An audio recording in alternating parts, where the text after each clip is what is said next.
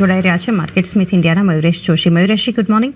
અને એક વ્યૂ સૌથી પહેલાં તો, કારણ કે બજેટ બાદ પહેલીવાર આપણે અત્યારે ચર્ચા કરી રહ્યા છીએ, કઈ રીતે ઓવરઓલ તમે જોયું માર્કેટ માટે ખાસ કરીને, અને ઓવર ધ વીકેન્ડ આપણે જે એક ડેવલપમેન્ટ જોયા છે ટેરિફ વોર, અને ગઈકાલે એક નેગેટિવ રિએક્શન એને લીધે, અને આજે સડનલી એક જોઈ રહ્યા છે કે ટ્રમ્પ થોડા નરમ પડતા દેખાડી રહ્યા છે અને એકાદ મહિના માટેની એક રોક લગાવી છે અમુક દેશો માટે ટેરિફ હાઇક માટે.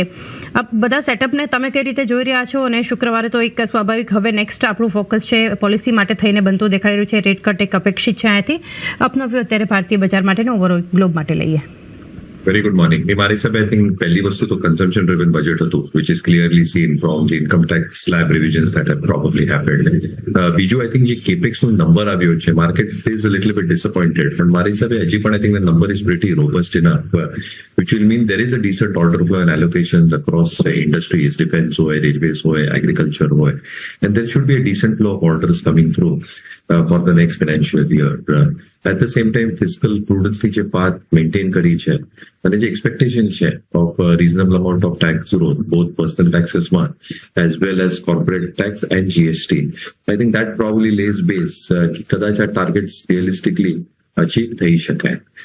Obviously, I think જે expectation હતી in terms of any tweaks that can happen, otherwise capital market related, there was no negative surprises there, and that is a positive for the markets as well. તો મારી હિસાબે I think well balanced, growth oriented, fiscal prudence વાળું budget હતો. Coming back to earnings have obviously been soft our quarter માટે, અને expectation ઈ છે કે even in quarter 4 earnings might relatively remain soft, and આટલા માટે I think markets might have a range bound trade.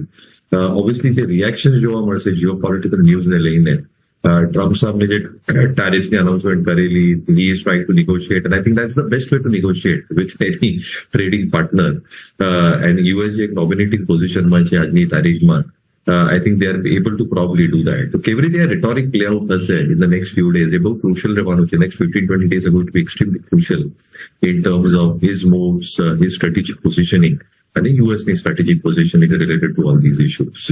જે markets are obviously volatile રાખશે. Last but not the least, I think with whatever has been announced in the budget in terms of fiscal consolidation, in terms of the overall borrowing number, net borrowing is close to 11.5 lakh crores, more or less an expectation with market expectations, અને આટલા માટે I think એક 25 bips નો rate cut કદાચ આવી શકશે. Obviously RBI ને જે બોનાન્ઝો આપ્યો છે એક અઠવાડિયા પહેલા of 1.5 lakh crores getting infused into the system in terms of additional liquidity through OMOs or otherwise, મારા હિસાબે I think this will push through further liquidity, કારણ કે as we approach March, I think there will be a significant advance tax payment scenario that will also start building up into the system, which might also drain some element of liquidity. તો મારા હિસાબે I think 25 bips rate cut is not ruled out at this point. જી, એક view overall એક setup બજાર માટે એક બનતું દેખાયું છે. પોલિસીને લઈ બજેટને લઈને જે કાંઈ જાહેરાત થતી જોઈ રહ્યા છે. ટાટા કેમિકલ પર મયુરેશ એક વ્યૂ, કારણ કે નંબર્સને લીધે આજે એક ફોકસ રાખવાનું છે, અને આ સેક્ટર માટે ઓવરઓલ, કારણ કે જે રીતે ગઈકાલે એક ટેરિફના સમાચાર આવ્યા હતા, અને ફર્ટિલાઇઝર કેમિકલ સ્પેસમાં જુઓ જે એક રિએક્શન આપણને જોવા મળ્યું છે બધી બાજુ, એક ખરીદારી SRF, નવીન ફ્લોરિન છે, દીપક નાઇટ્રાઇટ મજબૂતી આપણને ત્યાં પણ જોવા મળી હતી, કોરોમંડલ ઇન્ટરનેશનલ, બધા સ્ટોક્સ તમે જુઓ તો આજે આ કંપની ફોકસમાં પરિણામને લીધે અનુમાન કરતા પણ જે છે નંબર્સ આપણને દેખાડી રહ્યા છે. બધા ફ્રન્ટ પર એક ઘટાડો છે ટાટા કેમિકલ. તો નંબર્સ પર ઓવરઓલ સેક્ટર પર કઈ રીતે એક આઉટલુક રાખી રહ્યા છો? તો સેક્ટરમાં મારા હિસાબે I think the underlying theme that probably comes through is China plus one, અને ઘણી બધી management are still hinting towards that. The end customer is probably looking at China plus one, અને ઘણી બધી companies are probably working towards that, both in terms of their product mix as well as ensuring that they get diversified supply chains. At the same time, I think the PLI schemes announced karya છે government towards the sector as a whole. I think a lot of companies are even building their backward integration capacities to a large extent. હવે આ સ્પેસમાં you'll have to be very, very clear in terms of specialty chemicals અને commoditized players. Tata Chemical no large part of the portfolio commoditized છે, એટલે જે soda ash નું portfolio છે is largely driven by China, where pricing will also be controlled by China. Obviously, I think જે nutraceutical નું business છે Tata chemical નું, જે સોલ્ટ નો કારોબાર છે, I think ત્યાં you can expect stability, but I think a large part and large bulk of their business is a highly commoditized business, which obviously the company is trying to diversify through more and more products getting introduced to the nutraceutical chain. which is a relatively better margin product as well. But મારી હિસાબે I think numbers have been soft on all counts. તો કેવી રીતે market reaction આપશે જોવાનું રહેશે. પણ generally આ સેક્ટર માટે I think જે સ્પેશિયાલિટી કેમિકલ પ્લેયર્સ છે I think they should relatively act better. Battery કેમિકલ્સમાં જે બૂસ્ટ મળ્યું છે બજેટમાં I think they should perform relatively better. Navin SRF જેવા સ્ટોક્સને I think relatively better numbers આપ્યા છે. And if you historically go by the trend, I think the second half છે આ બધી કંપનીઝ માટે is stronger than compared to the first half. તો I think થોડું selected હોવા સ્પેસ. ત્યારબાદનું કાઉન્ટર પાવર ગ્રીડ માટે મયુરેશજી આપની પાસેથી થોડું સમજીએ. નંબર્સ જે છે સ્ટ્રીટ એક્સપેક્ટેશન્સ કરતાં ઓછા આવ્યા છે, પ્રોફિટમાં ઘટાડો છે, માર્જિન્સ પણ શાર્પ ડિક્લાઇન બતાવી રહ્યા છે. કંપની આઈ થિંક ઇન્ટરિમ ડિવિડન્ડનું અનાઉન્સમેન્ટ પણ કર્યું છે. કઈ રીતે ઓવરઓલ નંબર્સ તમે જોઈ રહ્યા છો ફંડામેન્ટલ્સ કંપનીના પાવર ગ્રીડના સમજીએ? એ થોડા સોફ્ટ છે ઓબ્વિયસલી યસ, પણ આઈ થિંક જેવી રીતે આઈ થિંક એક ગવર્મેન્ટની આ બજેટમાં પણ આઈ થિંક અનાઉન્સમેન્ટ આવેલી in terms of ensuring that the power discoms get their fair share in terms of intrastate connectivity. Can I think the requirement ratio in terms of transmission lines over the next few quarters and years, I think it's going to be a significant one. It's like big picture obviously stays with all these players because જેવી રીતે capex રહેશે, કેવી રીતે expansion રહેશે is obviously going to be the need of the hour if to reach our targets of 500 gigawatt of renewable capacities. And at last I think interstate grid connectivity as well as intrastate grid connectivity is going to be extremely critical. The power grid is going to do the heavy lifting when it comes to all these aspects. Obviously, our quarter numbers thoda soft chain. You can expect some amount of cyclicality in numbers when it comes to lifting, evacuation of power, transmission lines, etc. So I think thoda lower than estimates, but the bigger picture argument is that a lot of these players over a longer period of time, in the next 4 to 5 years, will still keep on doing that. મયુરેશજી, auto as a theme consumption જે એક focus બજેટમાં આવ્યું તો FMCG, auto, realty આ બધી જગ્યાએ એક મજબૂતી હતી. પરંતુ અત્યારે સૌથી પહેલાં ઓટો પર એક ચર્ચા કરીએ. ગઈકાલના સેશનમાં પણ M&M છે, આશિયા મોટર્સ, મારુતિ બધી બાજુ એક મજબૂતી હતી. આશિયા મોટર્સના તો ઇનફેક્ટ રોયલ એનફિલ્ડનું વેચાણ જાન્યુઆરીમાં વધ્યું છે 20% જેટલું. હીરો મોટોમાં એક્સપોર્ટ સેલ્સમાં એક આપણને વધારો જોવા મળ્યો હતો. કઈ રીતે ઓવરઓલ નંબર્સ, કારણ કે બજેટના દિવસે નંબર્સ પર પણ એક ફોકસ હતું, અને આ સેક્ટર પર એક ચર્ચા કરીએ auto. Obviously, I think it boost definitely મળશે because of the consumption bonanza જે બજેટમાં આવ્યો છે ઘણા બધા tax payers માટે. And because of this, I think the sector will come back in focus in the first half of the next financial year. Obviously, આ વર્ષ માટે I think the remainder part of the year, including Q4 numbers, will still remain soft. કારણ કે જેવી રીતે I think demand trend છે, જે expectation છે, as I said, with the culmination of the new slabs coming through, more hand comings in the hands of taxpayers. Kadach first half of this next financial year I think એક સુધાર જોવા મળશે. Obviously, એક sentimental reaction આવી ગઈ છે બધા stocks ઉપર. There is greater hope કે I think જેવી રીતે નવા launches આવશે, EV platform હોય, 2-wheelers હોય, 4-wheelers હોય, should be relatively better. At the same time, I think જે pricing છે, some models and some companies have taken price hikes because of input cost inflation that has probably taken place. So demand and competition intensity કેવી રીતે રહેશે along with pricing એ રહેવાનું છે, તો ઘણું important આ બધા પ્લેયર્સ માટે. But again, મારુતિનું decent number આવેલો last monthના figuresમાં. What you are expecting in terms of Eicher Motors as well. I think you've seen price cuts happen actually 5 to 20% range depending on engine capacity, depending on whether it is imported completely or assembled here in India. So enough competition વધશે because pricing will become a tad bit more competitive. So going forward, Eicher કેવી રીતે tackle કરવાના છે with the likes of a Harley Davidson or a Triumph is something to be watched out for. But generally, I think આ સ્પેસમાં થોડું selected રહેવું પડશે.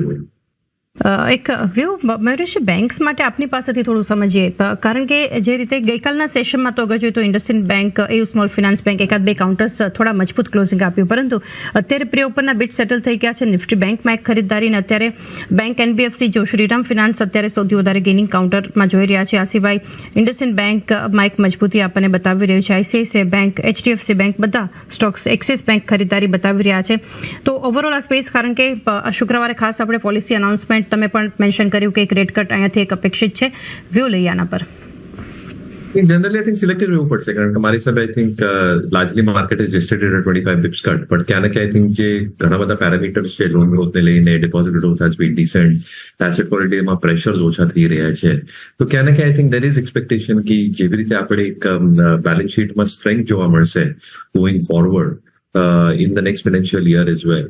Expectation એ છે કે વિથ વેલ્યુએશન્સ એન્ડ બેસિસ જેવી રીતે બનાવે છે ઘણી બધી banks, EPS RS rating, institution holding એ કેન્સલ હિસાબે should probably work in favour. તો આઈ થિંક પોઝિટિવ રહેશું, but selective in spaces.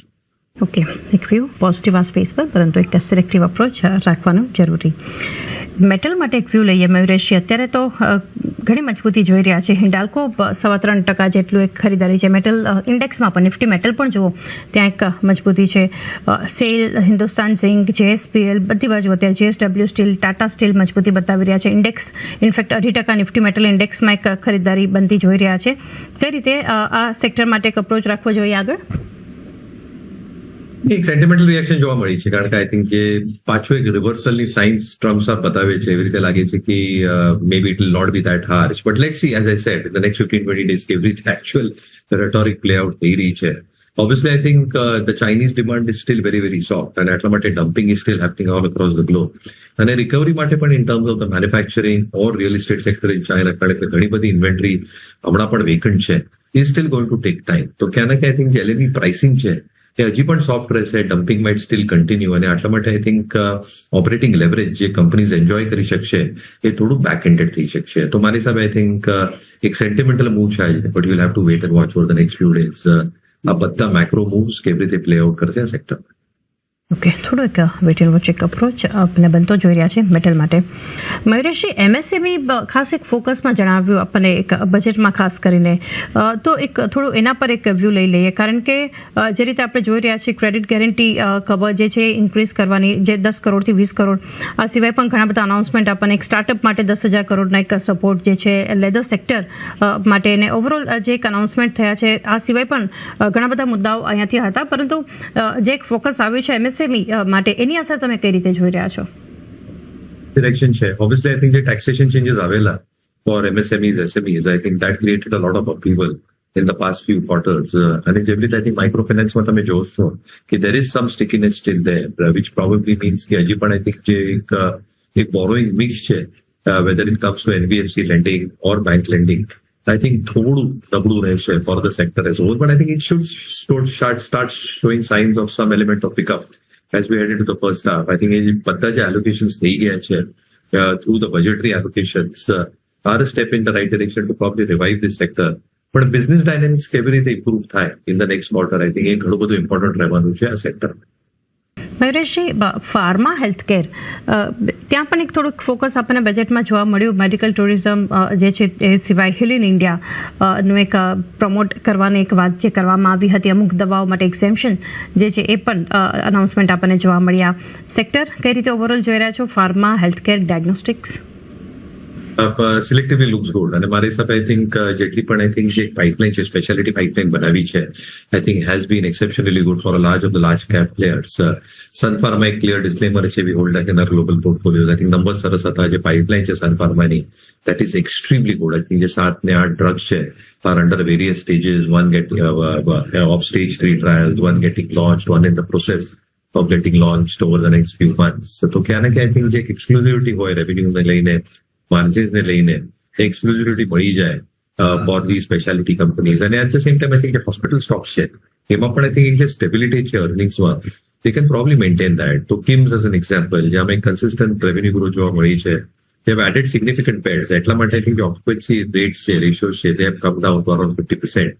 But as these hospitals and bedમાં maturity આવી જશે in terms of both average revenue per operating bed as well as average length of stay, ત્યાં ના ક્યાંથી જે dynamics in the next few quarters might also increase. So selectively I think the space looks very good. Selective approach આ space માટે એક બનતો આપણને દેખાડી રહ્યો છે.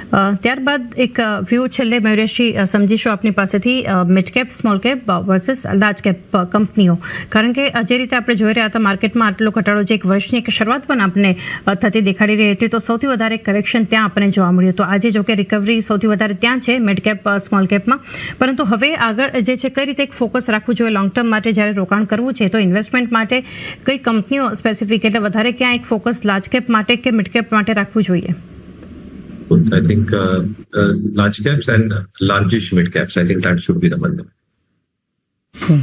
તો એક વ્યૂ અને ખાસ કરીને એક ફોકસ લાર્જ કેપ, પરંતુ મિડ કેપમાં રાખો છો તો એક લાર્જેસ્ટ મિડ કેપ એક ફોકસ બનતું દેખાવું જોઈએ. તો એ સાથે મયુરેશ, રજા લેવાનો સમય થયો છે. મયુરેશ, આપના તરફથી ડિસ્ક્લોઝર્સ. જે પણ સ્ટોક્સની ચર્ચા કરી છે મારા પોતાની કઈ હોલ્ડિંગ નથી, પણ બધા સ્ટોક્સ ક્લાયન્ટ્સ સાથે ડિસ્કસ કર્યા હશે. Clients may or may not have position in the stock discuss, but please consult your financial advisor before investing in any of the stock discussed on which.